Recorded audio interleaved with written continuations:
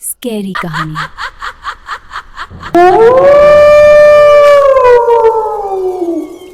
खूनी गुड़िया। वो आवाज। आधी रात का वक्त हो चुका था।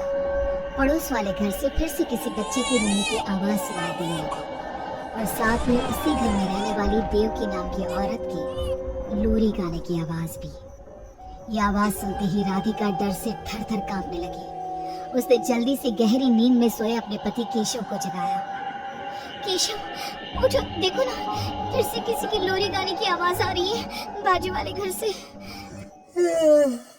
क्या हुआ राधिका, क्यों परेशान हो रही हो?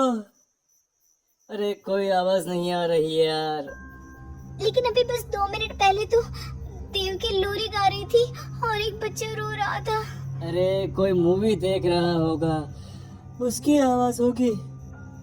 देवकी और उसके पति मोनिश ने बताया ना कि उनके बच्चे नहीं होते। उस घर में कोई बच्चा नहीं है। अब ना तुम भी सो जाओ और मुझे भी सोने दो। लेकिन अभी बस 2 मिनट पहले तो देव की लोरी गा रही थी और एक बच्चा रो रहा था। राधिका हैरान थी कि आवाज सिर्फ उसे ही सुनाई क्यों देती थी। लेकिन जब उसके पति केशव ने उसकी बात नहीं सुनी तो वो सोने की कोशिश करने लगी। लेकिन राधिका के कानों में किसी छोटी बच्ची के हंसने की आवाज गूंजने लगी। राधिका बुरी तरह से डर गई थी। अगली सुबह मैं दुकान जा रहा हूँ, आज माल खत्म हो रहा है दुकान में। इन दिनों पता नहीं क्यों लोग जमकर खिलौने खरीद रहे हैं। आज बड़े बाजार जाकर सारे खिलौने ले आता हूँ। आप रात होने से पहले आ जाएंगे ना? लगता है तुम देवकी से अभी तक डरी हुई हो।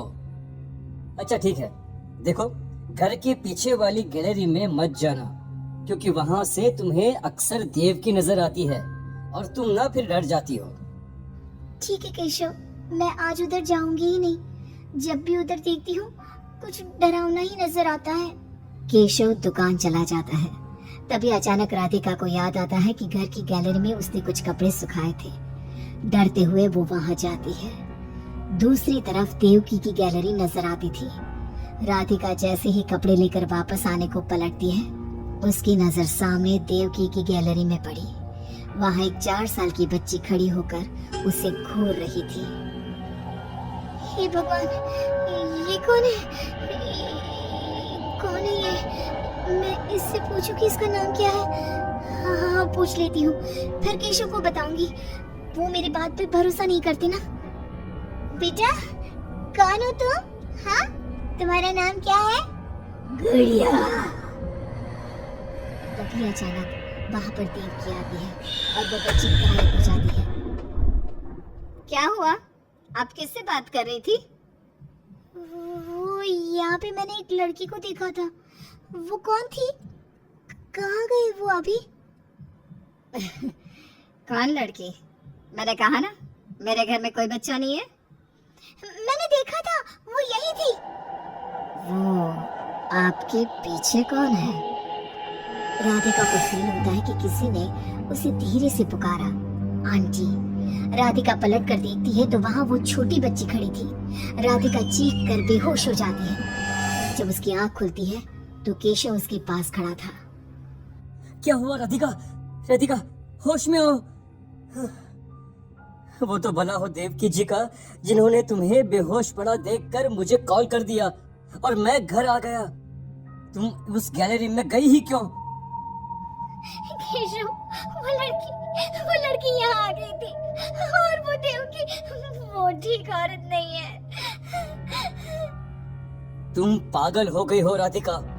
आज देवकी जी ने ही मुझे तुम्हारे बारे में बताया। क्या सोचती रहती हो? अरे कोई नहीं है उस घर में। अगले दिन केशव की दुकान जाते वक्त, मैं भी आज आपके साथ चलूंगी। अच्छा ओके ठीक है, चलो चलो। दुकान पर पहुंचकर, वाह केशव, कितने सारे नए खिलौने। और ये इस पैकेट में क्या है? अरे एक बड़े साइज की डॉल है, मार्केट में नहीं आई है। सोचा अगर लोग खरीदेंगे तो अगली बार और ऑर्डर कर दूंगा। क्या मैं देख लूं इस डॉल को? हाँ देख लेना, मैं जरा माल लेने बड़े बाजार जा रहा हूँ। तुम दुकान संभाल लो और आराम से बैठकर खिलौने देख लो, ठीक है? केशव दुकान से चला जाता है। तभी कुछ देर बाद देवकी दुकान पर आती है। कैसी हो तुम? तुम यहाँ क्या लेने आई हो? गुड़िया। गुड़िया? मेरा मतलब तुम गुड़िया का क्या करोगी? तुम्हारे घर में तो बच्चे हैं। तुम मुझे गुड़िया दिखाओ, बस बड़ी वाली गुड़िया। राधिका घबराते हुए बड़ी डॉल का पैकेट खोलती है। बिल्कुल ऐसी ही डॉल चाहिए। आज वो खुश हो जाएगी इसे देखकर। कौन खुश हो जाएगी? देवकी अजीब नजरों से राधिका को देखती है और बिना कुछ कहे पैसे देकर चली जाती है। उसके जाने के बाद राधिका शॉप के अंडरग्राउंड में नए टॉयज का मॉल चेक करने जाती है। वहाँ बच्चों का एक झूला था। राधिका ने देखा कि वो झूला हिल रहा था, जैसे अभी अभी कोई वहाँ से उतरा हो। राधिका को किसी छोटे बच्चे की आवाज आती है। कौन है वहाँ? वही छोटी लड़की जो देविका के घर दिखी थी, राधिका के सामने आ जाती है। आंटी, मुझे गुड़िया चाहिए, वो बड़ी वाली। मेरे पास कोई गुड़िया नहीं है। बड़ी गुड़िया चाहिए, मुझे दे दो, नहीं तो मैं ये सारे खिलौने जिंदा कर दूंगी और फिर वो आपको मार डालेंगे। कौन हो तुम? मैंने कहा ना नहीं है मेरे पास बड़ी गुड़िया। अभी तो थी ना, कहाँ गई? वो देवकी ले गई अपने साथ। अभी जाओ और मेरी गुड़िया लेकर आओ, वरना।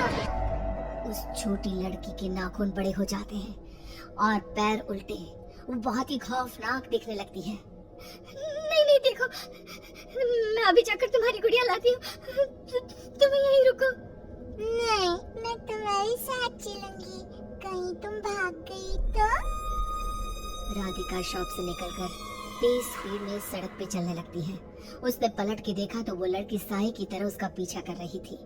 राधिका देवकी के घर पहुंचती है। दरवाजा खुला था। राधिका अंदर गई, वहां कोई नजर नहीं आया, बस सामने वो गुड़िया रखी थी। राधिका चुपचाप गुड़िया को उठा के वहां से आने लगती है। पीछे से आवाज आती है, रुको, ये क्या कर रही हो? मेरी गुड़िया कहाँ ले जा रही हो? देखो देवकी, ये गुड़िया मुझे ले जाने दो, वरना वो लड़की। तो उसने तुम्हें डराया? उसे तो मैं बुलाती हूँ। गुड़िया, जरा यहाँ आना बेटा। मम्मा, क्या हुआ? मेरी लाडो गुड़िया को बहुत पसंद है। देखो ना, 10 साल की हो गई, अब तक डॉल से खेलती है। ये तो वही लड़की है, और ये 10 साल की नहीं, 5 साल की है। हाँ, लेकिन जब उस कार एक्सीडेंट में मर गई तब 5 की थी, अब तो 10 की हो गई है ना। मतलब ये मेरी बेटी है और मरने के बाद भी मेरे साथ है। इसे ना लोरी सुन के ही नींद आती है और डॉल्स इसे बहुत पसंद है। राधिका पूरी तरह से घबरा के भागती है। भागते भागते मेन रोड पे आ जाती है। वहीं उसका एक्सीडेंट होता है और उसकी मौत हो जाती है। फिर राधिका की मौत के बाद केशव को पास वाले घर से बच्चे के रोने और लोरी गाने की आवाज सुनाई